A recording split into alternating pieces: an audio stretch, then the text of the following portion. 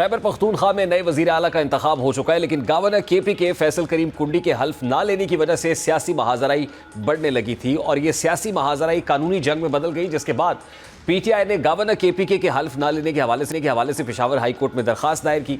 और आज chief justice Peshawar high court के फैसले ने खैबर पख्तूनख्वा में कई रोज से जारी आईनी और सियासी बेयकीनी का खात्मा कर दिया है। अदालत ने हुक्म दिया कि गवर्नर फैसल करीम कुंडी बुध की शाम 4 बजे नौ मुंतखब वज़ीर आला सुहेल आफरीदी से हल्फ लें, और अगर गवर्नर किसी वजह से हल्फ ना ले सके तो उसी रोज़ स्पीकर सूबाई असम्बली हल्फ बर्दारी की कार्रवाई मुकम्मल करे। दिलचस्प बात यह है कि अदालत के फैसले के फौरी बाद chairman Peoples Party Bilawal Bhutto Zardari ने भी फैसल करीम कुंडी की हिदायत की है कि वो अदालत के फैसले पर फौरी अमल दरामद करें और सुहेल आफरीदी से हल्फ लें। बिलावल भुट्टो इस मुतालिक क्या कह रहे थे, ज़रा सबसे पहले उसकी एक झलक आपके सामने रखता हूँ। गवर्नर साहब, आपको मेरे ख्याल में पख्तूनख्वा पहुंचना चाहिए। मैं चीफ मिनिस्टर सिंध साहब से रिक्वेस्ट करता हूं कि आप अपना जहाज गवर्नर साहब को दे दें, ताकि गवर्नर साहब जो है वो पख्तूनख्वा पहुंच के आइन और कानून के मुताबिक अपना जिम्मेदारी पूरा करेगा। बिलावल भुट्टो की इस हिदायत ने भी एक तरह से सियासी तनाव को कम किया और वाज़ेह किया कि वफाकी हुकूमत अदालती फैसले के एहतराम में है, और अगर ये मामला मजीद तूल पकड़ता तो ना सिर्फ सूबाई हुकूमत की तश्कील ताख़ीर का शिकार हो जाती, बल्कि वफाक और सूबे के दरमियान तनाज़ात का एक नया बाब खुल सकता था। इसलिए ये फैसला सूबाई सतह पर सियासी इस्तेहकाम की तरफ एक अहम कदम समझा जा रहा है। और अब फैसल करीम कुंडी ने भी हल्फ लेने का इंदिया। देखिए, मैंने पहले भी कहा है कि हम हमेशा कॉन्स्टिट्यूशन को फॉलो करेंगे और मैंने कभी भी ये नहीं कहा कि हम वोट नहीं लेंगे, और जो भी आइन हमें इजाज़त देगी उसको फॉलो करेंगे। इंशाल्लाह मैं आज रात को किसी भी टाइम पहुंचूंगा और कल जो भी ऑफिशियल एंगेजमेंट ज़ाहिर है अब सुहेल आफरीदी के बतौर वज़ीर आला KP के ओहदे का हल्फ लेने में कोई कानूनी रुकावट नहीं दिखाई देती, और यहाँ तक कि गवर्नर KP के भी हल्फ लेने की हामी भर चुके हैं। लेकिन अगर किसी वजह से गवर्नर ने कल सुहेल आफरीदी से हल्फ ना लिया तो फिर स्पीकर KP की असम्बली हल्फ लेंगे। इस वक्त पाकिस्तान तहरीक इंसाफ के मरकज़ी रहनुमा अली बुखारी साहब ने भी ज्वाइन किया। अस्सलाम वालेकुम अली बुखारी साहब, बहुत बहुत शुक्रिया आपके वक्त के लिए। बुखारी साहब, वो कहते हैं कि एक और दरिया का सामना था मुनीर मुझको, मैं एक दरिया के पार उतरा तो मैंने देखा। अब चेयरमैन बिलावल भुट्टो साहब की गुफ्तगू, फिर फैसल करीम कुंडी साहब ये कहते हैं कि वो रवाना हो जाएंगे और कभी इम्कानात है कि वो हल्फ ले लेंगे, नहीं भी लेते तो स्पीकर ले लेंगे और उसके बाद ये तनाज़ा तो ख़त्म होगा और सियासी बहरान भी थमेगा। लेकिन अपोजिशन लीडर की एक पटिशन भी अदालत में है, मौलाना लुत्फुल्लाह की, और अगर उस पटिशन पर अमल दरामद होता है तो आपको लगता है कि क्या यह हल्फ बर्दारी रोकी जा सकती है या रंग में भंग पड़ सकता है? बहुत शुक्रिया रियान। देखिए रियान, ऐसे नहीं है। मैं तो डे फर्स्ट से कह रहा था as a student of law के जो गवर्नर साहब हैं वो ना सिक्योरिटी कर सकते हैं, ना वो वेरिफिकेशन कर सकते हैं, ना वो ये बता सकते हैं क्या वजह है क्या वजह नहीं है, ना पूछ सकते हैं। ये बड़ी सिंपल सी चीज है। इसके अंदर एक CM ने रिजाइन किया और अपनी हैंडराइटिंग से भी लिख के दे दिया, और टाइप हुआ जो था वो लिख के उस पर भी साइन उन्होंने दिया। उसके बाद एक्नॉलेज किया, उन्होंने स्पीच की, उन्होंने अपने वीडियो बयान जारी कर दिया। इसके बाद तो कोई कसर रहती नहीं है। और मुझे खुशी होती है कि अगर बिलावल भुट्टो जरदारी साहब हाई कोर्ट के chief justice Peshawar high court के ऑर्डर आने से कबल अगर ये बात करते, क्योंकि वो बहुत ज्यादा दावेदार हैं, पीपल्स पार्टी जो है वो कॉन्स्टिट्यूशन को फॉलो करने की और कॉन्स्टिट्यूशन को बनाने वालों में अपना नाम करती है, तो बड़ी खुशी होती है अगर वो, क्योंकि इसके अलावा और ऑप्शन कोई नहीं है। आपने कानून के मुताबिक चलना है, कॉन्स्टिट्यूशन के मुताबिक चलना है। जो आर्टिकल 260 है या 160 के तहत जो आता है, सिर्फ वो आपके गवर्नर साहब सिर्फ हल्फ ले सकते हैं। स्क्रूटनी करने का, पूछने का, तलब करने का, ये तो कोई कॉन्स्टिट्यूशन में कॉन्सेप्ट ही नहीं है, कोई ऐसा आर्टिकल है ही नहीं। और दूसरी चीज इसमें ये आ जाती है बड़ी सिंपल सी कि आपके पास जब मैं क्या अपने इजलास बुला लेते हैं स्पीकर साहब, जो फॉलो करेंगे रूल आफ्टर द कॉन्स्टिट्यूशन, वो आप KP असेंबली के रूल्स फॉलो करेंगे। और रूल्स में बड़ा सीधा लिखा हुआ है कि अगर इस तरह की कोई पोजीशन होती है और इन हाउस चेंज होती है और CM रिजाइन करता है, तो जो स्पीकर है वो अपना इजलास तलब करेगा और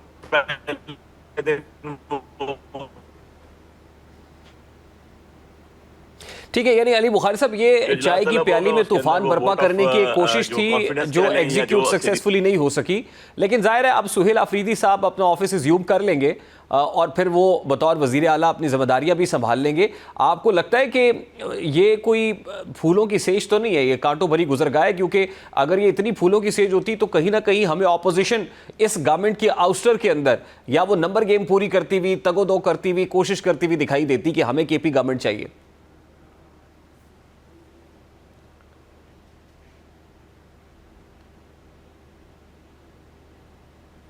जी अली बुखारी साहब, मेरी आवाज पहुंच रही है आप तक? अली बुखारी साहब, मैं रिपीट कर देता हूं, शायद सिग्नल स्ट्रेंथ का इशू है। मैं ये कह रहा हूं कि जो केपी गवर्नमेंट चलाना है वो कोई इतना आसान काम नहीं है, बड़ा चैलेंजिंग है, बड़ा अपहिल टास्क है, पर्टिकुलरली इस वक्त में। तो ऑपोजिशन भी ये समझती है, उसको रियलाइजेशन है। अगर वो ये समझती होती कि आसान काम है तो शायद इस हुकूमत को थ्रो आउट करने में वो बहुत कोशिश कर रही होती, तगदो कर रही होती नंबर गेम पूरी करने के लिए।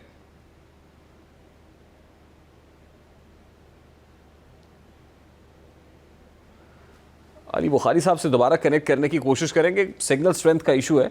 अब मौलाना लुत्फुल्लाह की पिटिशन अपनी जगह पे है, लेकिन जाहिर है कि कॉन्स्टिट्यूशन गवर्नर भी एक सेरेमोनियल ओहदा है, और जब पेशावर हाई कोर्ट के चीफ जस्टिस कहते हैं कि उनके पास ये इस्तेहकाक है कि अगर गवर्नर हल्फ नहीं लेना चाहते तो वो किसी को नॉमिनेट कर सकते हैं, तो उनको नॉमिनेट कर दिया उन्होंने स्पीकर केपी की असम्बली को, और स्पीकर केपी की असम्बली जो है वो ये हल्फ ले लेंगे। लेकिन लगता नहीं है कि नौबत यहाँ तक आन पहुँचेगी, क्योंकि आज चेयरमैन पीपल्स पार्टी ने जो कुछ कहा और उसके बाद गवर्नर की गुफ्तगू भी सामने आई तो कभी इम्कानात ये हैं कि वो केपी के पहुँचेंगे पहली फुर्सत में, जैसे उन्होंने कहा आज शाम ही पहुँच जाएंगे, और कल 4 बजे तक का वक्त अदालत ने दिया है, तो उसके मुताबिक वो चीफ मिनिस्टर केपी के से हल्फ भी ले लेंगे। लेकिन असल तो काम उसके बाद शुरू होता है। सुहेल आफरीदी साहब वज़ारत आला के मनसब पर बराजमान हो जाएंगे। जो इस वक्त की सियासी सूरत हाल है और सिक्योरिटी सिचुएशन है इन पर्टिकुलर केपी के अंदर, वो भी कोई बहुत आसान नहीं है, बड़ी नागुफ्ता पे है। एक अफ़गानिस्तान के साथ जो क्रॉस बॉर्डर टेररिज्म है वो भी हो रहा है। फिर अफ़गानिस्तान ने जो बॉर्डर के ऊपर इश्ताल अंगेज़ी की, उसका जवाब पाकिस्तान की तरफ से दिया गया, वो भी अपनी जगह पे है। और फिर इसके अंदर भारत भी जंप इन कर रहा है, जो प्रॉक्सी वॉर है वो भी करने की कोशिश की जा रही है। तो इस वक्त केपी बहुत ही इंपॉर्टेंट सूबा है, वफाक के लिए भी, इस्टेब्लिशमेंट के लिए भी, सिक्योरिटी इस्टेब्लिशमेंट के लिए भी। तो ऐसे में वफाक और इस्टेब्लिशमेंट के साथ इन लाइन चलना ज़ाहिर है। मरकज़ में फ़ॉरेन पॉलिसी बनती है, फ़ैसला साज जहाँ पे है जो फ़ैसला करते हैं उसके मुताबिक in line with that decision KP government को एक्ट भी करना है। लेकिन जो गुफ्तगू सुहेल आफरीदी साहब की हमने वज़ारत आला का जो इंतखाब जीतने के बाद 90 वोटों से जब वो वज़ीर आला मुंतखब हुए, तो जो गुफ्तगू उन्होंने फ्लोर ऑफ द हाउस की, उससे लग रहा था कि लहजे के अंदर ज़रा तुर्शी है, लहजा बहुत करख्त है, और वो जो फरमा रहे थे it was very much on contrary to what DGISPR said in his presser. और जो इस वक्त रियासती पॉलिसी है ऑपरेशन को लेके, मिलिट्री ऑपरेशन को रेजिस्ट करने की बात वो कर रहे हैं, और लगता यही है कि उन्हें इसीलिए मैदान में उतारा गया है कि गंडापुर साहब क्योंकि वफाक और इस्टेब्लिशमेंट की पॉलिसी के मुताबिक चल रहे थे, और बानी PTI नहीं चाहते कि इस अंदाज़ में चला जाए। वो ये समझते हैं कि मज़ाहमत से रास्ता निकलेगा। तो सुहेल आफरीदी मज़ाहमत का इस्तारा है या मज़ाहमत का चेहरा है, जो अल्टीमेटली जो है वो वफाक या इस्टेब्लिशमेंट को कोई टक्कर दे सकेंगे और मज़ाहमत कर सकेंगे। लेकिन सवाल तो ये भी है ना कि DGISPR ने तो बड़ा कैटेगोरिकली कहा था कि नो मैटर व्हाट, हमें तो अपने दुश्मन के ख़िलाफ़ लड़ना है और उसके लिए कुछ भी करना पड़ा वो तो हमें, क्योंकि जो हमारे फ़ौजी जवान हैं वो जामे शहादत नोश कर रहे हैं, जानों के नजराने पेश कर रहे हैं, वो in the line of fire है। तो इसमें रियासत is very much clear about it. अब ये जो स्ट्रैटेजी PTI की है या ये जो चाल, शतरंज की चाल चली है, क्या उससे फ़ायदा होगा या ये काउंटर प्रोडक्टिव साबित होगी, यकीनन आने वाला वक्त इस हवाले से तय करेगा। गालिबन अली बुखारी साहब से रब्ता बहाल नहीं हो पा रहा है। एक ब्रेक लेते हैं, ब्रेक के बाद वापस आते हैं, गुफ्तगू को कंटिन्यू करेंगे। हाल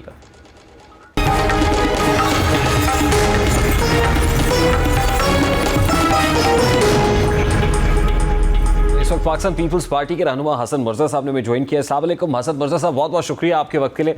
हसन मिर्ज़ा साहब, आज chairman Peoples Party Bilawal Bhutto sahab ने इंस्ट्रक्शंस दी गवर्नर KPK को कि आप पहुंचे और जाके अपनी आईनी जिम्मेदारी पूरी करें। तो क्या पाकिस्तान पीपल्स पार्टी ने रियलाइज़ किया आफ्टर कंज्यूमिंग सम टाइम कि वो नंबर गेम पूरी नहीं हो रही और वो KP गवर्नमेंट चेंज करने के इस वक्त अहल नहीं है, तो उसके बाद अल्टीमेटली पीपल्स पार्टी को सरेंडर करना पड़ा? बहुत शुक्रिया जी, आपने मुझे मौका दिया। देखिए, इसको आप इस पैराए में तो तब लें जब पाकिस्तान पीपल्स पार्टी का कभी भी रवैया जो है वो गैर जमहूरी रहा हो। कभी भी पाकिस्तान पीपल्स पार्टी ने ये कहा हो कि आइन की जो बालादस्ती है वो नहीं होनी चाहिए। हमने तो हमेशा आइन की बालादस्ती की बात की। वो जब तहरीके इंसाफ वाले सड़क पे थे, उनको भी हमने कहा कि आप ये कर रहे हैं, ये गलत कर रहे हैं, पार्लियामान ही बेहतरीन रास्ता है। जब नून लीग ने ज्यादतियां की तो हमने तब भी उन्हें पार्लियामान का रास्ता दिखाया।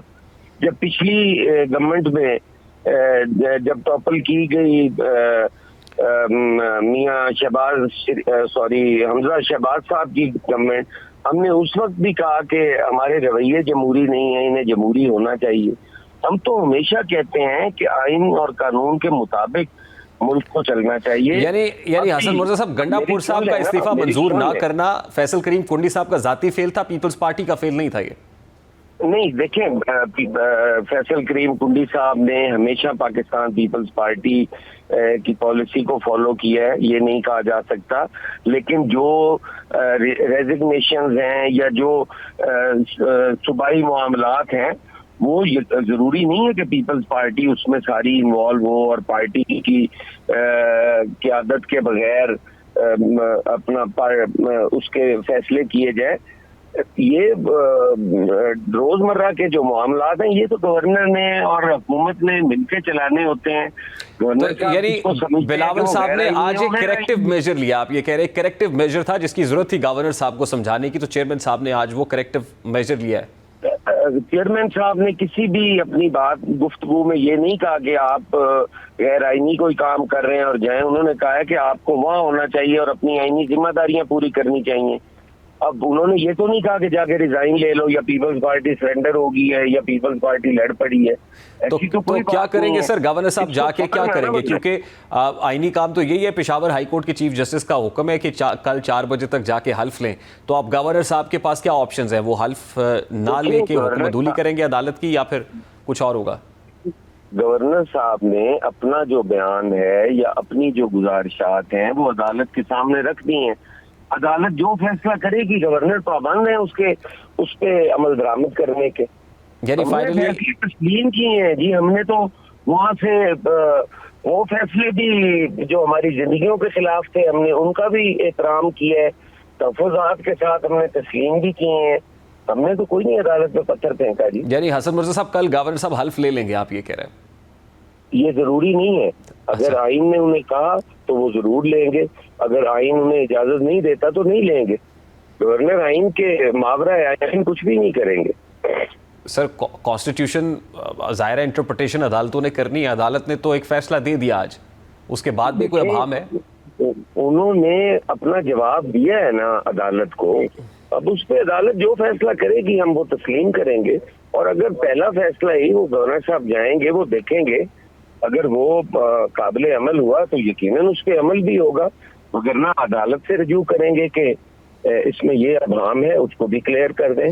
ठीक, लास्टली हसन मुर्जा साहब, ये जो concerns in particular Peoples Party के पंजाब में अपने इत्तेहादियों से थे, ज़ाहिर मरकज़ में इत्तेहादियाँ, पंजाब में पाकिस्तान ज़ाहिर एलाइज तो हैं, तो वो कंसर्न्स दूर हो गए? नहीं, वो दूर होने वाले ही नहीं है जी। वो तो मैं नहीं समझता, हमारी क़यादत है, वो बेहतर जानती है और आखिरी फैसला भी उन्हीं का होता है, जो उनका हुक्म हो वो हम सारे मानने को तैयार हैं। वो किसी सूरत भी, किसी हवाले से भी उनके रवैये जमहूरी नहीं है। वो मुसीबत में हो तो पाँव पड़ते हैं, जब निकल जाएं वो गिरेबान पकड़ते हैं। ये उनका डे फर्स्ट से यही रवैया है और वतीरा है और उसी पे वो चल रहे हैं। ठीक, 18 अक्टूबर को गालिबन सीईसी इजलास है पाकिस्तान पीपल्स पार्टी का, तो सीईसी इजलास के अंदर हतमी फैसला होगा और उसी में ये इसके बाद फैसला किया जाएगा कि क्या करना है? यकीनन सीईसी के फैसलों के हम पाबंद हैं और सीईसी में हम अपनी गुजारिशात रखेंगे, तो उसमें जो सीईसी ने फैसला किया उस पर अमल दरामद भी करेंगे। ठीक, हसन मुर्जा साहब बहुत शुक्रिया आपके वक्त के लिए। पाकिस्तान पीपल्स रहनुमा हसन मुर्जा साहब हमारे साथ मौजूद थे। दूसरी तरफ वक्त ने एक बार फिर ये साबित किया है कि भारत अपने मफादात के लिए किसी हद तक भी जा सकता है। यही वजह है कि अब मोदी सरकार अपने मफादात के तहफ़्फ़ुज़ के लिए अफ़गान तालिबान के साथ रवाबित बढ़ा रही है। अफ़गान वज़ीर ख़ारजा का हालिया दौरा भारत और इस दौरान पाक अफ़गान बॉर्डर पर अफ़गान तालिबान और फितनतुल ख़ारिज का हमला एक ऐसे सियासी और सफारती गठजोड़ की निशानदेही करता है जो ख़ित्ते में अमन व इस्तेहकाम को सबूताज़ कर सकता है। भारत की ये हिकमत अमली दरअसल जनूबी एशिया में अपने असर व रसूख को बरकरार रखने और पाकिस्तान को गैर मुस्तहकम करने की एक मुनज़्ज़म कोशिश के तौर पर देखी जा सकती है। भारत की जानिब से अफ़गान तालिबान के साथ ताल्लुकात बढ़ाना भारत के इस दरीना बयानिए को झुटला देता है जिसमें वो खुद को दहशतगर्दी के खिलाफ सफ़े अव्वल का मुल्क जाहिर करता है। हकीकत यह है कि भारत की ये पॉलिसी पाकिस्तान के खिलाफ प्रॉक्सी वॉर को फ़रोग़ देने की एक नई कोशिश है और इसी बात के इम्कानात तो अपनी जगह मौजूद है कि भारत फिर से अफगानिस्तान को आलाकार बनाकर कोई नया एडवेंचर कर सकता है। और यही वजह है कि वज़ीर दिफा ख्वाजा आसिफ कह रहे हैं कि पाक अफगान सरहद पर सूरत हाल अब भी कशीदा है और झड़पें किसी भी वक्त दोबारा शुरू हो सकती